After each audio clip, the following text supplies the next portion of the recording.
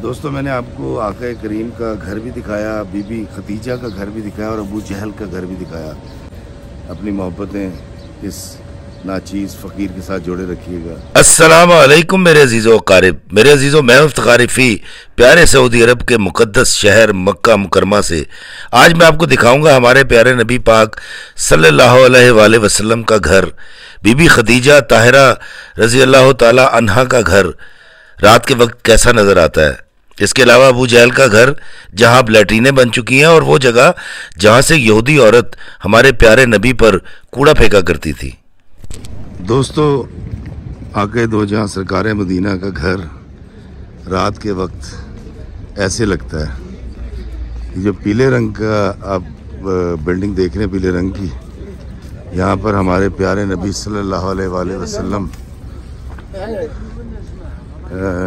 का ज़हूर हुआ था और अब इस जगह को एक लाइब्रेरी बना दिया गया है। जी हाँ, ये घर रात के वक्त ऐसा दिखता है। ये पीछे पहाड़ है और क्योंकि चारों तरफ पहाड़ियाँ थी, अब कुछ पहाड़ियाँ ही रह गई हैं। ये आखिरी बार शायद आप देख रहे हैं और मैं भी आखिरी बार देख रहा हूँ। 2030 तक शायद ये पहाड़ियाँ भी ना बचें। और ये है नबी पाक सल्लल्लाहु अलैहि वसल्लम, मेरे आका का घर, जिसे अब लाइब्रेरी बना दिया गया है। और इस लाइब्रेरी को दिन में खोला जाता है मखसूस औकात में, रात को ये बंद होती है।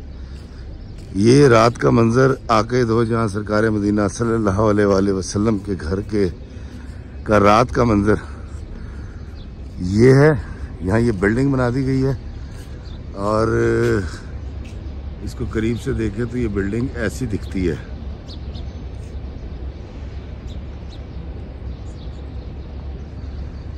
और ये घर आका का, और इसके बिल्कुल सामने जब आप देखें, वो सामने जो आपको दरख्त नज़र आ रहे हैं, ये हज़रत बीबी खदीजतुल कुबरा का घर था। ये आता हज़रत बीबी खदीजा का था।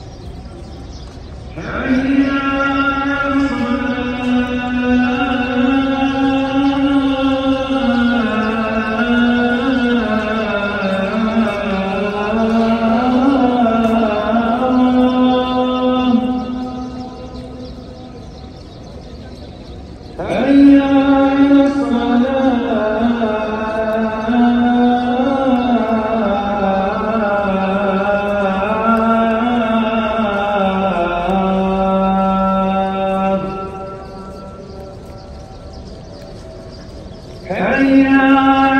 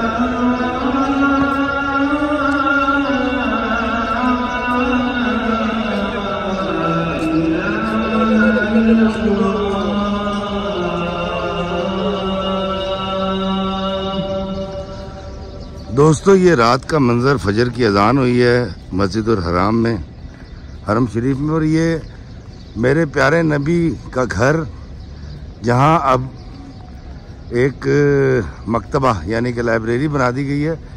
ये देखें, ये सामने नज़र आ रहा है आका दो जहां सरकार मदीना सल्लल्लाहु अलैहि वसल्लम, मेरे आका का घर।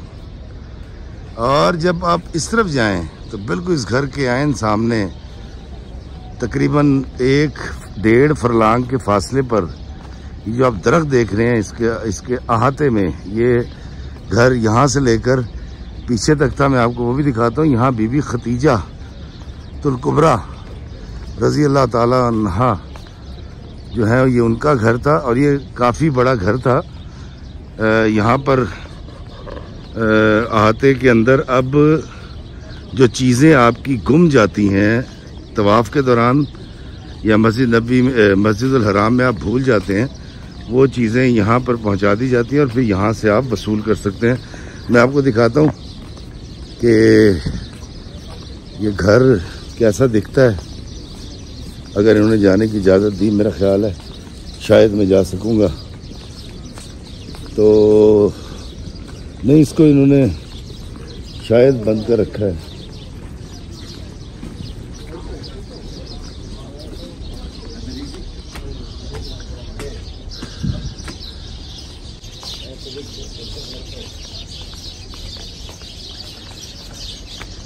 ये हज़रत बीबी खतीजा, ये वाला वो आता जो मैं आपको बता रहा था।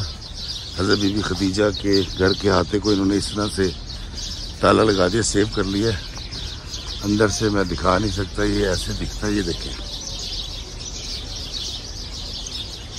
और इस हाथे में आपको वो सामने जो है वो मिलेगा, जो चीज़ें गुम जाती हैं वो यहाँ, और यहाँ से आप वसूल कर सकते हैं। ये देखें, और यहाँ पर भी नमाज हो रही है। और उन 2 खिड़कियों के बारे में कहा जाता है ये इसलिए बनाई गई हैं कि ये पहाड़ी इलाका था, तो इससे इन्हीं खिड़कियों से वो जो औरत कूड़ा फेंका करती थी नबी पाक सल्लल्लाहु अलैहि वसल्लम पे, और इसके नीचे से कहीं से यहाँ से आका करीम गुजरा करते थे। ये कहा जाता है, पता नहीं अब ये बात कितनी सच है, मुझे इसकी तस्दीक तो मैं नहीं कर सकता, लेकिन जो यहाँ के लोगों ने बताया मैं वो आपको बता रहा हूँ। और आप ये देखिए कि